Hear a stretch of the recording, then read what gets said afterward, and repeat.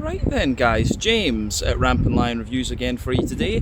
For this one we are doing yet another out and about video. I'm still here in Berlin. I'm in the kind of southwestern part, I guess we could say, of the centre in Schöneberg, and today we are going to have a little look at the BRÅO brew house. So really looking forward to this. I've had one or two of their beers in bottle, so definitely cool to come to the brewery itself and have a little look at their tap room. So let's do as we always do. We'll go in, have a look around, try a few beers. Hopefully you guys enjoy this one again. Slanja just now.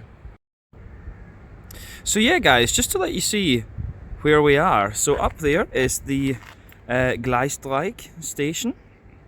And yeah, this brewery is basically just built out of shipping containers and stuff. It's pretty interesting, I have to say. It looks really cool, but I think there's a little beer garden out the back, so we'll just take a look around as we always do. But let's go on in and have a little look around. So yeah guys, just to let you have a little look, just behind the bar there you can see some of the brewing equipment, which is pretty cool. But yeah, really nice kind of modern bar and a very nice looking restaurant, I have to say. The kitchen's over the back there, the lights on the top. We just came in the entrance just over there, but yeah, it's pretty busy, so hard to film inside. So guys, yeah, look at the tap list here. Number 1, Berliner Weisse, Helles, Pale Ale, IPA. Back over there, Baltic Porter, Weizenmayass, Helles Bock, Happy Pills. Then we've got Epic Brewing from New Zealand, Photocall Brewery, an IPA, BRÅO Berlin Jam, BRÅO and Underwoods. Not sure exactly who they are, maybe need to look them up later. We've got the BRÅO Blurry Vision, BRÅO and Lervig, Rosin Bomber, need to try that I think. Moya Blümchen, Wolkenkraft, Hazy IPA. We have the BRÅO and Brick Power Sour. Neulich, who are another Berlin brewery, supposed to be very good. They've got their beer for Ukraine, Slava Ukraina. Stone Brewing, Hazy IPA. The Homewrecker, and also they have the La Trappe Pure, so an organic pale ale. But yeah, an impressive tap list there. But yeah, as you can see, you can get your tasting board for €9.80, so not bad actually. That's about 100 Swedish kroner, about £8 sterling, maybe $12 American, something like that. So yeah, a nice tap list here at BRÅO. Alright guys, well, time for our first tasting then here at BRÅO in Berlin. So after a little bit of a kind of marathon just trying to get a hold of the beers, we finally have them. So my friend Mika went away to get a table. I went to the bar and asked for a tasting. Like, oh, we can't give you one without a table number. And I had just stood in the queue for about 10-15 minutes. Their bar area's really poorly designed, to be quite honest with you. It is busy, but even so I think the design should be a bit better. So couldn't get a tasting flight. I'm having to drink bigger beers, so that's how it goes. So yeah, anyway, the first beer that we're starting with then, this one is the Happy Pills. It comes in at 5% ABV, and I think you know what style this one is. When it poured with a finger of a frothy. I would say this is a nice kind of cream coloured head. It's not perfect white, it definitely has a wee bit of a kind of creamy tint to it. But as you can see, it's exactly as you would expect from a Pilsner. You do have a little bit of a kind of natural haze to it, but this one is pretty damn clear. 1 or 2 big bubbles sticking toward the side of the glass, a few little ones going up toward the bottom of the head there. I mean, overall, it does look pretty nice and pretty much what you would expect for the style. So let's look at the aroma and see how we go. Aroma wise, it's quite nice. So, knocking my elbow on the table there. Yeah, at least it wasn't the funny bone. So, backbone of this beer, a little bit of a kind of bread crusty note to it. On top of that, some soft white, you know, that soft but slightly crisp white bread there that you get from the German kind of pale malts and stuff like this. You get a wee bit of crispiness from the Pilsner malt in this. There is a little bit of a biscuity character in this one, but it's not overly sweet. This is a more kind of bready leaning Pilsner, definitely. I have to say it does smell quite nice. You do get a little bit of a kind of crackery, Jacob's cream cracker sort of vibe out of this one, which I do appreciate. I do quite like that about this beer for sure. So, yeah, aroma wise, this is pretty interesting in that side of things. So yeah, it's actually got a little bit of a more yeasty and very slightly farmhousey character, which I think is really interesting. So yeah, bread crust, crisp white bread, a little bit of McVitie's digestive biscuit. You get the crispness from the Pilsner malt, and also a little bit of a Jacob's cream cracker sort of thing. So yeah, hoppy side of the beer then. Hoppy side of it, I think this is standard German hops in this one, you know, Hallertau, Satz, Hercules, Pearl, something like this that's in here. You certainly get a little bit of the earthiness, you get the nice bright floral aromaticity, and then a bit of that smooth grassiness, everything you would want from the hoppy side of this beer. Fruity side of things, once again, it's just what you'd expect. So yeah, this one, for me, it's got quite the fruity side of things. It's got a little bit of a kind of apricot-y sort of thing to it, a little bit of that sultana, you know, dried white, green grapey sort of thing. A little bit of gooseberry and a wee bit of the lighter grassy note to it as well. All things that you would expect from the Pilsner Lager beer as a style. So yeah, let's have a taste of this one then and see how we get on. First beer here at BRÅO in Schöneberg, in the kind of southwestern part of central Berlin. The Happy Pills, 5%. Slange, Skål, cheers, Prost.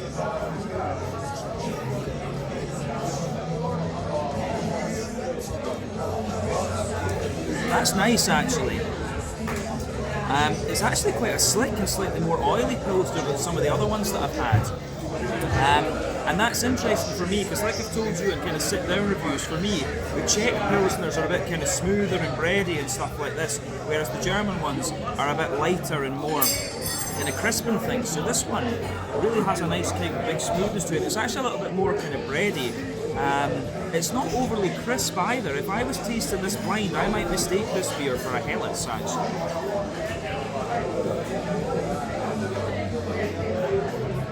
Yeah. But it's really nice and easy drinking and just refreshing. Thumbs up for me. So, flavour profile then. Middle third of your palate, you get a nice little bit of that crisp kind of bread crusty sort of thing out of the beer. On top of that, you get a little bit of, you get a little bit of a kind of, you do get a wee bit of that kind of lighter, but kind of fresh, crisp white bread, which I really like.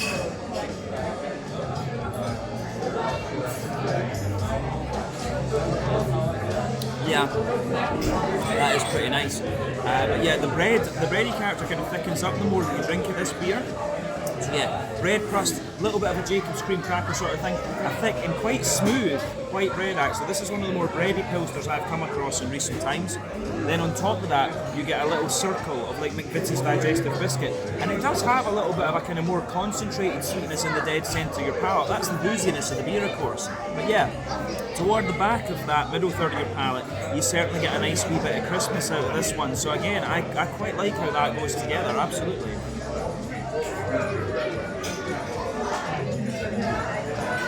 Yeah, that's nice. So yeah, on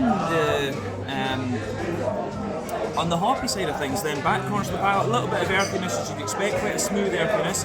As you come further forward, it actually becomes quite bright and floral. You've got a nice kind of bright floral aromaticity round the front curve of the palate, a little bit of a lighter grassy note, a wee touch of zestiness as well, which I like. But yeah, it works, it really does work. So it's a thumbs up from me.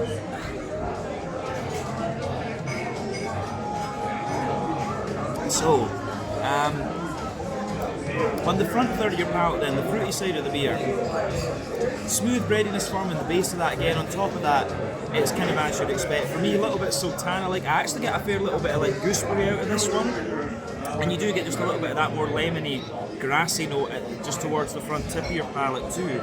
But yeah, I mean the fruity notes for me are quite wet and it kind of gives the beer a bit more crisp. I think the more you drink of this one, the crisper it gets actually. So it starts to show its Pilsner side a little bit later on. But when I first tried it, a little bit more like a Helles actually. But a nice beer, I'll say that.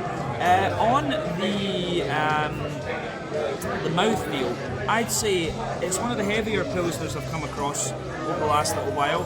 It's kind of top end to light bodied for me, smooth carbonation, a little bit of hoppy character, I think about 20 IBUs, something like that.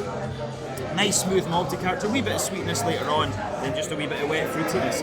Everything you'd want from the style, no complaints from me, quite a nice Pilsner. It grew on me as I drank it, so yeah. This one was the Happy Pills, 5% ABV. Let's go on to our next one then. So yeah guys, this is the beer garden. It's a little bit empty today. Most people are kind of inside, I think, just because of the weather, but you can imagine in the summer this would be pretty cool. But yeah, really nice. Very, very cool. Quite an unusual thing this, but you're going to find something like this anywhere. I think it would be Berlin actually, but yeah, awesome stuff. So yeah guys, they've got a big paper menu out the back which we can have a look at. There you can see the BRÅO Helles, €5.50, and all the other ones there. So yeah, remember, you know, about £6 is roughly £5 sterling, maybe about $7.50 American. €1 is 10 Swedish kroner. So reasonable prices here.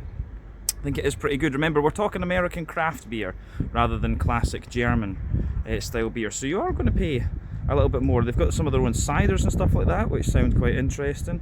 They've got their own, they've got a few of their own sodas and stuff like that too, which is kind of interesting. Fizzy juices, but yeah, some wine, popcorn and stuff like that. Looks pretty cool. Yeah, nice little beer menu there. So yeah guys, they've also got the food menu on Big Things as well. So yeah, you can get a Philly cheesesteak sandwich, some hummus, watermelon salad, barbecue popcorn, yeah, some gherkins and stuff like that. The mac and cheese would probably be the one I would go for. But yeah, again, quite reasonable prices actually. But I've always found that Germany is very reasonable price-wise when it comes to eating out. So yeah, that is your food menu here at BRÅO. We need to see if we'll try something later. Alright guys, well, time for our second beer tasting then here at BRÅO. So the next one that we're going to have a look at is called Berlin Jam. So it's not often that I get to try a German sour beer on tap in Germany, and I like a berry sour, so that was the main reason behind getting this one. So yeah, on the tap list, as you might have seen, it is simply listed as a berry sour. It's not a Berliner Weisse or anything like this. I thought it might have been a Berliner Weisse, but no, just simply a berry sour. But yeah, you can see lovely colour to it, this one. So it's actually kind of similar to my hoodie. I just noticed that when I turned on the camera there. But when it poured, it had about a half finger of a frothy, kind of pinky tinted cream head. Yeah, it looks really nice. You can see it's got a nice little bit of haze to it. That is most likely down to some oat and some wheat content. But it looks really good.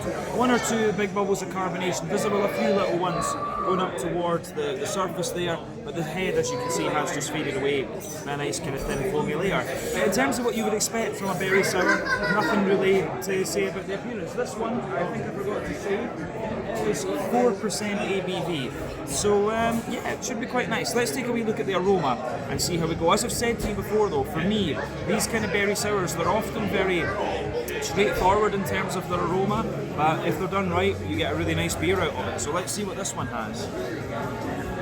Oh, that's actually really, really juicy. I wonder if this has got a bit of cranberry in it. It actually just smells like cranberry juice. Oh, I'm really bad with the aroma if it's like straight up fruit telling the berries apart. I think this has got a little bit of cranberry and blackcurrant and stuff like that in it. I'm really interested in that bit. It's really, really nice and juicy. As I say, the main reason that I like berry sours is, you know, Scotland is famous for its berries, strawberries, raspberries, tea berries as well. Some really, really nice stuff. But yeah, that's the main reason I love a berry sour. But this one, I've got a feeling this might be cranberry. It really smells like a cranberry juice. And yet it's big and juicy. It's not overly tart, but it's a very bright fruitiness that you get from it. It really, as I say, it smells like one of these ocean spray cranberry juice things. It really, really does. Underneath that, you definitely get, a little bit of a kind of white bready sort of thing. You smell a bit of bread crust with white bread. You can smell a wee bit of the kind of creamy, wheaty character out of it as well. It's got a little bit of grassiness to it as well, but I think knowing the fact that it's a German beer makes me think it is likely to have hops in it. As I've told you before, some breweries, when they brew sour beers, they don't put hops in them because they say that takes away from the sourness. But yeah, the juiciness out of this one, I think, is really, really nice actually. Yeah. this is a really interesting smelling beer. I don't think there's anything else we really need to say about it. So yeah, a little bit of biscuity note coming out of it as well, but I like it. So take a bit of time and enjoy the aroma. Let's get stuck into this one then. There's not much else to say about it. This is the Berlin Jam. 4% Berliner Weisse, 4% berry sour. I suspect a cranberry sour, but let's get stuck in. Slange, skull, cheers, roast.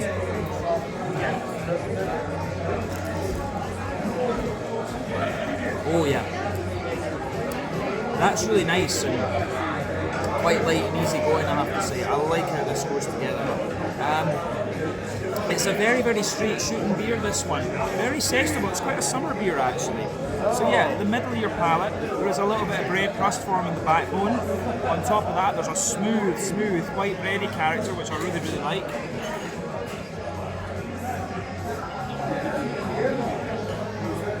Yeah, a little bit of bread crust, smooth. But quite thick white bread on it. I don't think this one has oats in it. It doesn't come across as creamy enough to have oats.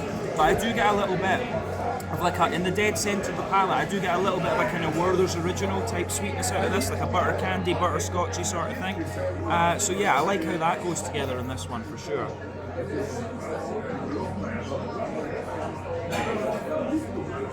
Yeah, I don't think there's anything else we really need to say about the malty side of things. They're very, very straight shooting beer. On the edges of your palate, there's a wee bit of earthiness. As you come further forward, it's got a little bit of a kind of herbal, like a slightly herbal note to it. As you reach the front corners of the palate, definitely a little bit more sort of floral and aromatic. I think there is a wee bit of hoppy character in this one, but around the front curve of the palate, it's lighter and grassy and quite smooth. Now, in terms of fruitiness, I've got a feeling this one might be, I think there's a bit of strawberry in this for sure. I think there's cranberry as well. Maybe a little bit of, I think a little bit of blackberry too, but I think that's quite minimal. But it's, for me, cranberry, blackberry, and I think a little bit of strawberry. This is quite interesting though. It's quite different from other fruity sours I've had in recent times. But remember, when you add fruit into beer as an adjunct, it takes away from the kind of hoppy bitterness of the beer. So that's quite interesting too.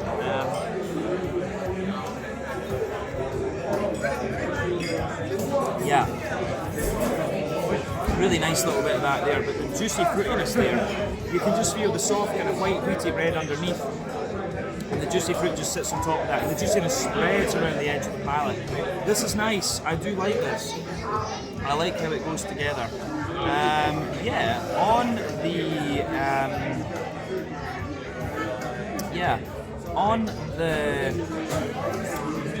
the mouthfeel side of things, I'd say kind of mid-bodied, but a bit lighter than some other berry sours I've had in the past. Smooth carbonation, just a very, very smooth beer overall, this one. A little touch of tartness to it. Lots of juicy fruity character, as we say. But yeah, in terms of IBUs and stuff, I think this is very low, you know, like 5, 10 IBUs, something like that. But a really nice beer, this one. So yeah, this was the Berliner Jam, 4% ABV. Our second beer, we're going to do 2 more, and I think that'll be us here at BRWO. So catch you guys in a second with something else. So yeah guys, here's a little look over the bar from the platform. There's Miko over there in the blue shirt. That's where we've been sitting and filming. But yeah, it's really quite nice up here. They've got another tap list up here too, which is great. Awesome. So yeah guys, when you come up to the bathroom, they actually have their merchandise up here. So yeah, as you can see, you can buy a little beer cooler, get yourself a BRWO hoodie. I'm probably butchering that word, but yeah, nice t-shirts there. See, black and white, BRWO. The nice old school holder, socks as well, which is kind of cool. Another hoodie, the Always Hungry hoodie as well. That's interesting. But I'm always hungry in Germany. There's too many schnitzels and sausages and stuff like that. Love it. But yeah, there you go. Here are your different kinds of glassware, of course. Really cool. €3 each. Yeah, €3, €5. That's not bad. And then yeah, you've got these t-shirts as well. You've got an Ooh La La one, which is kind of fabulous. But yeah, there you can see the prices and stuff like that too. But yeah, nice little set of merchandise here. Pretty cool. I love this. Save the planet. It's the only one with beer. 100,000,000% yes. Alright guys, time for beer tasting number 3 then. So the one that we're going for this time is called Homewrecker. So yeah, this comes in at 8% ABV, it's a double IPA, but apparently BRWO also have like a Hellesbock that had this name as well. So yeah, fun fact. So yeah, as you can see, this beer poured with a nice finger of a frothy, I would say kind of cream coloured head there. I'm not sure whether this is a New England or more of a West Coast IPA. It could well just be, you know, one of these ones that's an American IPA, as they call it, you know, some kind of hybrid between the New England and the West Coast sort of thing. But yeah, we'll just need to see. But anyway, as you can see, it poured a really lovely, very bright yellow colour. If I put my fingers behind the glass there, you can see this one has a little bit more of that kind of natural haze to it, rather than the big soupy, gloopy sort of thing you're going to get from a New England. But yeah, 1 or 2 big bubbles sticking toward the side of the glass, a few little ones going up toward the bottom of the head, but not too much in the way of visible carbonation. If I was guessing from the appearance, I would say this one looks more like a West Coast IPA, but particularly one of these ones that you would simply term an American IPA. But yeah, it looks the part of the style. It doesn't tell us on the board whether it's New England or West Coast, so we're just going to go with it. Yeah, anyway, nothing else we need to say about the appearance. Let's take a look at the aroma and see what we get. Oh, aroma-wise, that's very, very nice. I think this one, it does strike me as being a little bit more sweet and West Coasty actually, but it does have a little bit more of that kind of bready, New Englandy type thing to it as well. So I've got a feeling this one might be one of these kind of hybrid American IPAs, as they're calling them over here. I've seen the West Coast IPAs called California IPAs now as well. They've kind of changed that a little bit. But this is really nice regardless. We'll figure out what it is from the flavour. But from the nose, this one does have a wee bit of the New England breadiness to it, and it does also have a little bit of the kind of sweetness too. So yeah, let's just break that aroma down for you a wee bit then. It's got a lovely big kind of zesty, grassy, floral kind of vibe to it as well. This is very nice. So yeah, on the hoppy side of things then, the back of the nose, you do get a wee bit of earthiness out of it. You have got a little bit of a nice kind of bright, slightly spicy floral aromaticity. To me, the depth of the floral aromaticity suggests a little bit of early edition hopping, which is a West Coast characteristic, of course. Do bear that in mind. I do get quite a lot of grassy zestiness out of it too. On the malty side of things, definitely a wee bit of a bread crust. Lovely kind of crisp, fresh white bread coming out of the beer as well. Absolutely. I do get a little bit, I think there's a wee bit of wheat in this. You can smell a little bit of that kind of, you know, snappy wheat at the back of your nose. You do get that. But on top of that, there is a really nice little bit of a biscuity note. I do get a bit of that sweet, oily brown sugar, Werther's Original, but biscuity type note to this beer. So yeah, this one does have a wee bit of New England and a wee bit of West Coast in it in my mind. So I think this one is maybe a little bit more of a kind of, I would say, it is a little bit of a more kind of, yeah, it's got a wee bit of a more kind of sweet biscuity sort of thing. Yeah, this goes really well. So on the malt base is really, really nice on this. So yeah, a little bit biscuity, a little bit kind of, a little bit bready, and yeah, I like it. It's good. It's good, yeah. Sorry guys, paused it there. Waiter man came and was asking us if we want to eat anything. But yeah, as I was saying, nice little bit of Werther's Original, kind of McVitie's digestive biscuity character in there. But yeah, it's really nice. You do really get a combination of West Coast and New England in this one. But I think to me it really leans a little bit more toward the West Coast with the brown sugars. So I like it. I do like how this goes together. Fruity wise, yeah, some nice juicy mango for me. Yeah, a little bit of juicy mango, a little bit of passion fruit, absolutely. Getting quite a wee bit of a kind of, like a sort of tangerine note out of this. I wouldn't be surprised if this one had a little bit of Sabro in it actually, because it has a wee bit of that orangey, coconutty type vibe to it, which is interesting. So I wouldn't be surprised if it's Sabro hop and something like Galaxy or Citra that's in this. But yeah, as I say, a sort of bright, juicy kind of tangerine orange. I suspect Sabro, bit of juicy mango and a wee bit of passion fruit. So yeah, the way that this goes together, I think, is very, very nice. Aroma-wise, this is lovely. Big oily fruity notes. Let's taste this though and see how we go. So this one is the Homewrecker, an 8% double IPA of some description. We'll find out in a second. From BRWO here in Berlin. Let's do this. Slange, Scott, cheers, Prost.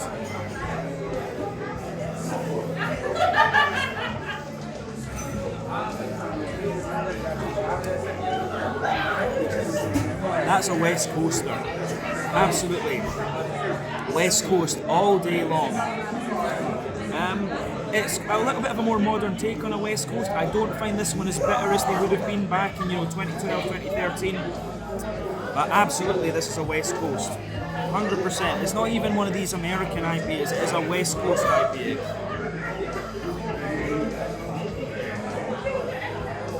So yeah,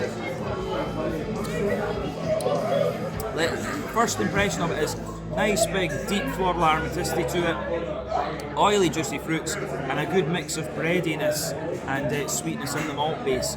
I do love that with these German brewed IPAs. You do still get that German breadiness. This one is a little bit more American and sweet though. Like I always say, when Americans get their hands on old world beer styles, they always make them a bit sweeter than we would have had. But yeah, this one definitely has that German breadiness to it. I like this. This is a really, really nice West Coast IPA, this one. So thumbs up to BRWO for this. I've enjoyed the other two beers, but this one for me gives me that little bit of nostalgic factor that I love about the West Coast IPAs. Let's break it down for you and describe it a wee bit more in depth. So yeah, backbone of the beer then, middle third of your palate. A little bit of a bread crust there, smooth white bready character out of it. Yeah, smooth white bready notes on top of that, and it's got that typical German malt character to it, which I really love. Always loved a German brewed West Coast IPA, just simply for that big bready note that always has. So yeah, bread crust, smooth white bread. You do get a little bit of a wholemealy kind of bread out of this one as well. In the middle third of your palate, you get a nice layer of a kind of, you do get a little bit of that kind of sweet caramel note there. In the dead centre of your palate, you get a nice kind of big oily sweet caramel, which is the booziness. This beer is 8%, remember, so it is a bit of a monster. Not as big a monster as some of the ones you'll come across though.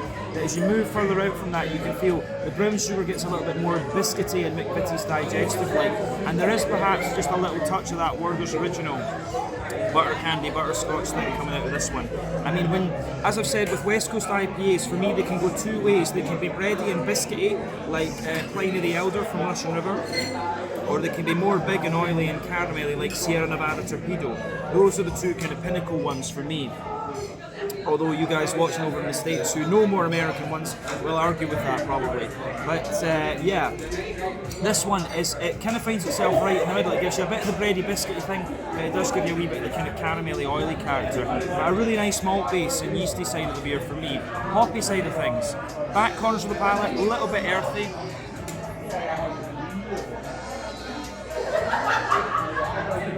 Yeah, little touch earthy.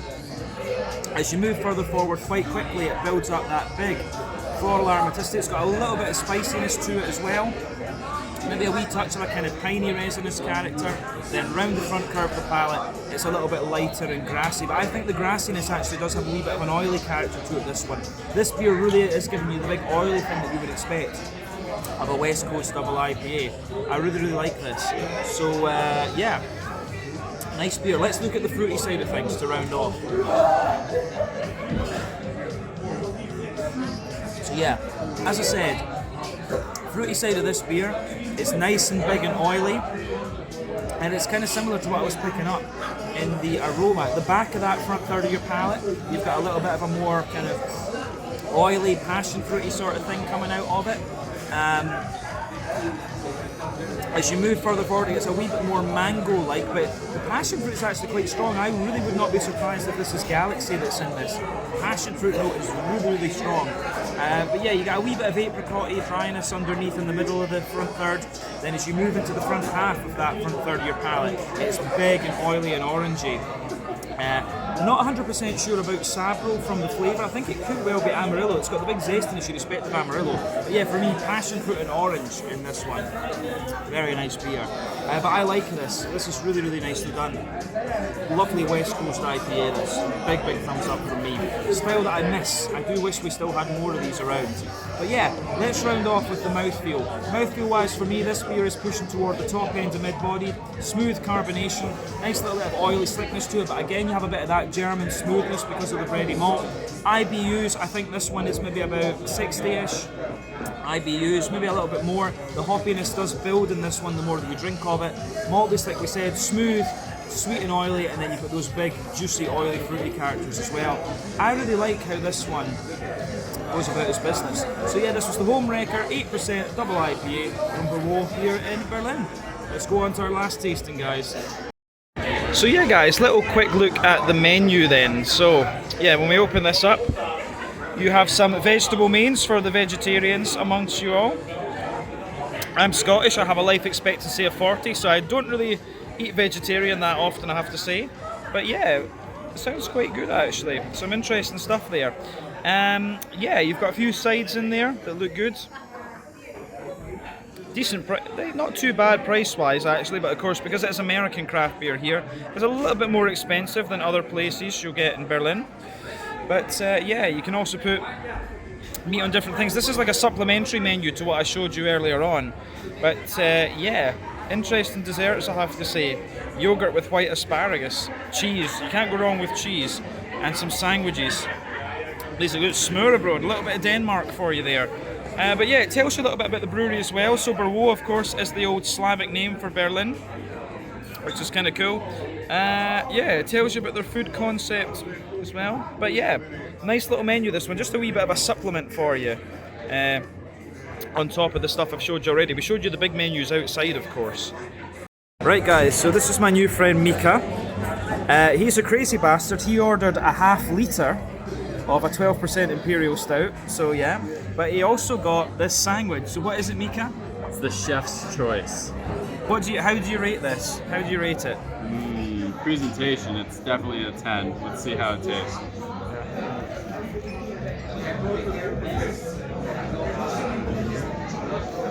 There's a lot to wrap my mind around. Yeah. This is Germany and 3 slices of bread. Super spicy. Lots of meat. Lots of pickled cabbage. Couldn't ask for anything better before I dive into this 12% beer. Yeah. Happy? Very happy. Alright, there you go. You've got the American verdict on the sandwich. I'm watching my figure, so I'm not eating anything this time, guys, but that is impressive. The chef's choice sandwich. There we go. Alright guys, well, time for our 4th and final tasting then here at BRÅO. So, our last beer of the day is called Rosin Bomber. It comes in at 12% ABV, and this one is an Imperial Stout. So this is brewed in collaboration with Lervig Bryggeri, who are from Stavanger in Norway. So yeah, one of the best stout producers in Europe, I would say. As I've told you many a time, in my opinion, when it comes to world craft beer, the Nordic Imperial Stouts are really difficult to beat. So when I saw this one, I thought, you know, we have to have a look at this. It's also still quite a rare thing to get to review a German brewed Imperial Stout as well. So yeah, I think this should be quite nice. But as you can see and as you would expect, this one has poured a lovely dark ebony rosewood colour, pretty much black as night.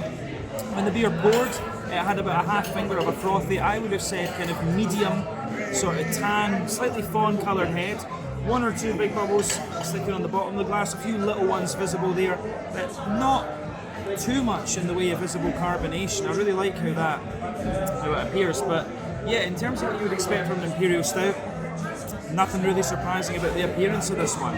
So yeah, you can see they've given me this little kind of sifter. Yeah, or teku glass, sorry, this one's a teku glass, it's not a sifter, sifter's a little whiskey glass. Brain isn't working, guys, this is what happens after you have a few beers.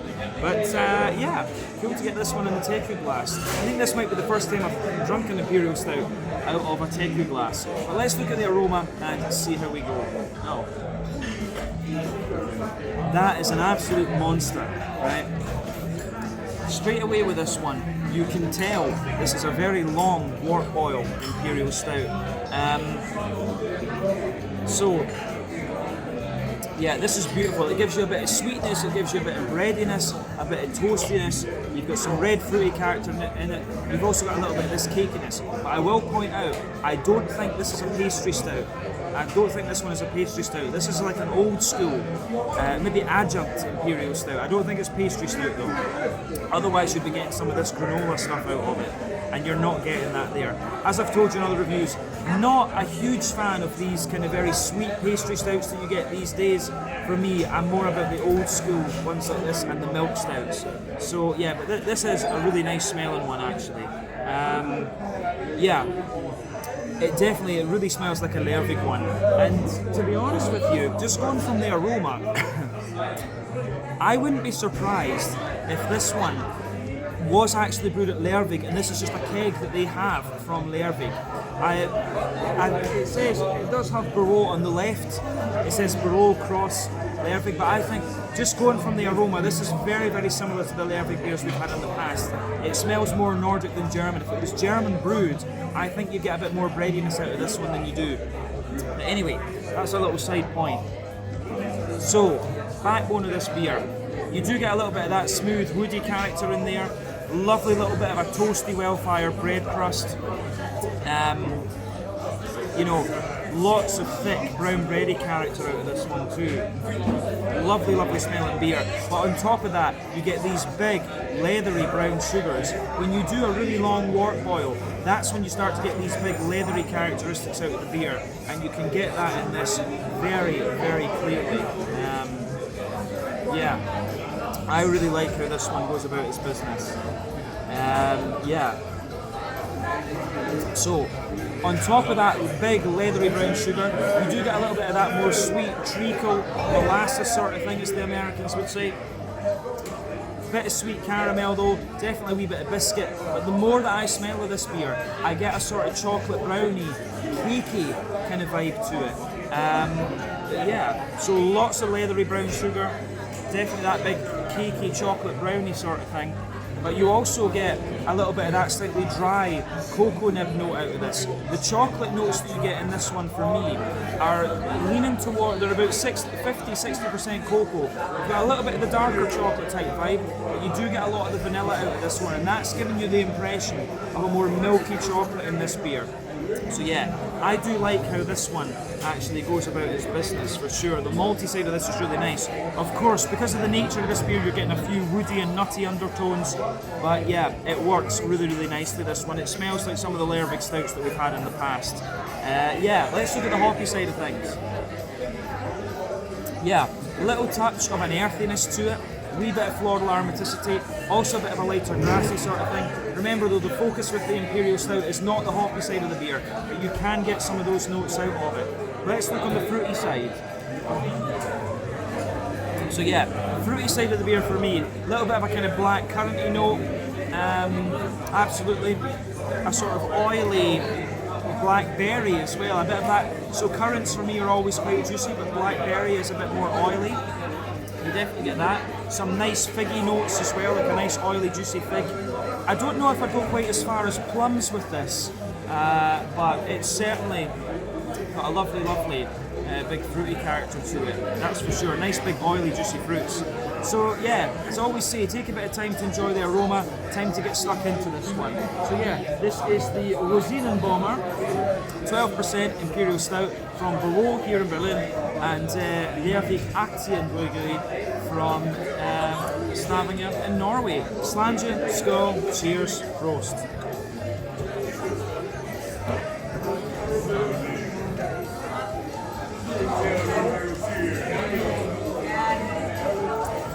That is very, very nice. I'm going to say straight away, I think on the taste of this one, when I taste this now, I said it didn't smell like a German brewed Imperial Stout. It tastes like one though. Again, as I say, for me the characteristic of German beer is that sort of crisp breadiness. You get that right away in this one.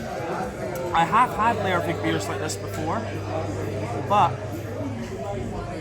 I think I get a feeling this one might be German brewed just because of the breadiness and the bread crust and stuff like that in it. So I think this one could well be brewed here, which would make sense with the way they've got it the way they have the name of this. But I'd be very curious to know which brewery brewed this. Often what happens is they'll go and meet the brewery at one of the locations, and then the other brewery will brew the beer when they go back home. They'll do the same thing. So yeah, be curious to know about that. But anyway, this one does taste German brewed because of the kind of breadiness that it has. But I'm going to say, lovely imperial stout. Wouldn't expect anything else of Lervig, and you know, from the beers we've tried from BRWO so far, they have a high standard. So yeah, not surprised.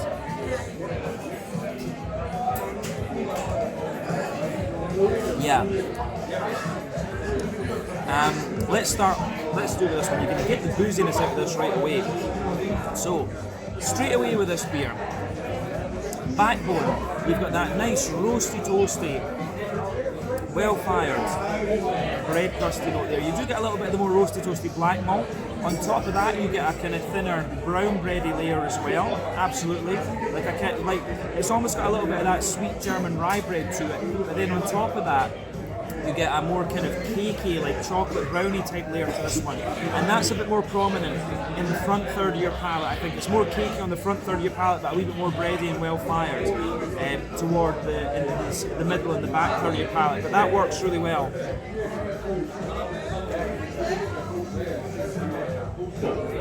Yeah. The way that this goes together is really nice. You do start to get a few woody and slightly nutty undertones out of it. But yeah, on top of the sort of chocolate brownie layer, you get the chocolate, and for me it's like it has that kind of dry cocoa nib sort of thing, and it's quite a high percentage cocoa. I would go as far as 60 or 70% cocoa for sure. You do get a wee bit of that dry powderiness toward the back of your palate. Further, on top of that, you get the nice kind of leathery brown sugar there, and again that tells you this is a very long wort boil imperial stout. The brown sugars are actually quite dry in this, which is interesting.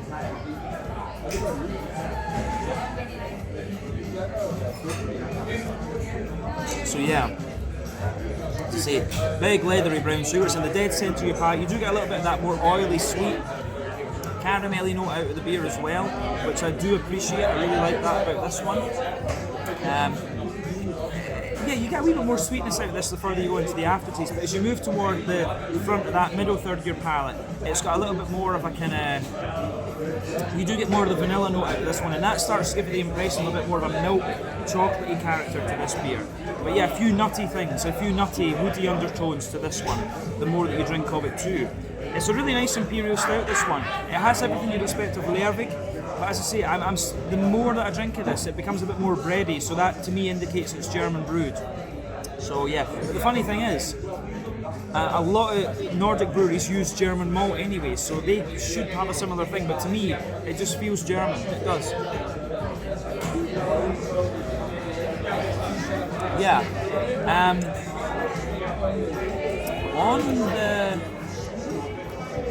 on the hoppy side of things there, I think we've said everything we need to about the malty side of the beer, which is of course the focus with an imperial stout. In the back corners of the palate, you've got a lovely little bit of earthiness there. As you come further forward, it does get a little bit drier. As you move toward the front corners of the palate, the earthiness does spread forward quite a little bit. A little touch of floral note, an oily sort of grassiness around the front curve of the palate, but then the front third of your palate, you get that nice oily fruity character. So the base of the front third of your palate is definitely a big chocolate brownie sort of thing. On top of that, you get the oily fruits. Let's focus on those. So, yeah,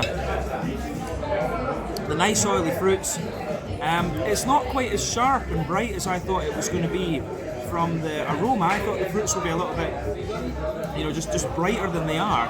They're actually just kind of nice and kind of easy going and oily for sure. So let's break that down for you. Although in fairness, when you first take it in, it has a wee bit of sharpness. So for me, a little bit of a juicy kind of fig at the back of that front third of your palate. As you come further forward, it's got a bit more of a black currant sort of thing. I don't think it's got the sharpness that you would get from raisins, plums, or like blackberries. For me, it's an oily fig and a juicy sort of black currant you get from this. But the black currant is a little bit more oily than we've had from some other beers. But this is nice. Mouthfeel wise, full-bodied, smooth carbonation. It's got that oily slickness. It's kind of got what you would expect from a Nordic brewed imperial stout. IBUs, I know it's 80 because I had a little look at Untappd before. I'd like to think I would have got it roughly, because if I was to have guessed blind, it does have a fair bit of bitterness, both from the malt and from the hops. Malt is, as we said, though, quite smooth, a little bit of sweetness, and then you've got a nice big oily fruity character to it. But yeah, I like this one. It is up to the standards that I know Lervig are capable of, and I think this is my first imperial stout that I've had from BRWO anyway. So yeah, I think we can leave it there. So yeah, this one is the Rosin Bomber, 12% ABV imperial stout from BRWO here in Berlin and Lervig Aktiebryggeri in Stavanger up in Norway. Slange, Scott, cheers. I'll give you my final thoughts on the bar outside in just a second. Catch you. Yeah guys, so since we were here earlier on, this little thing popped up here. They apparently have a little ice cream container, so that's pretty cool as well. So yeah, ice cream at BRWO, there you go. Alright guys, well that is the end of my time here at BRWO in Schöneberg in the kind of western part of central Berlin. So yeah, I had a really nice time here, got to try 4 different beers, really enjoyed all of them. In total I paid 16 euros for those beers. So yeah, that was what, about 1.5 litres of beer that we drank. So pretty damn good actually. 16 euros is about, you know, £13 sterling, 160 Swedish kroner, I guess about $20 American, something like that. But yeah, it's a really nice little pub. It was a little bit busy when we first went in, but yeah, I enjoyed it. I thought it was really nice. So yeah, come and check out BRWO here in Schöneberg in Berlin. Hope you guys enjoyed another little out and about video. Check out my social media, check out their social media, and if you get the chance to come to Berlin, come and have a look at this place. It's pretty nice, and the food, from what I hear, is pretty good. I wasn't hungry enough to try it, but catch you guys on the next one.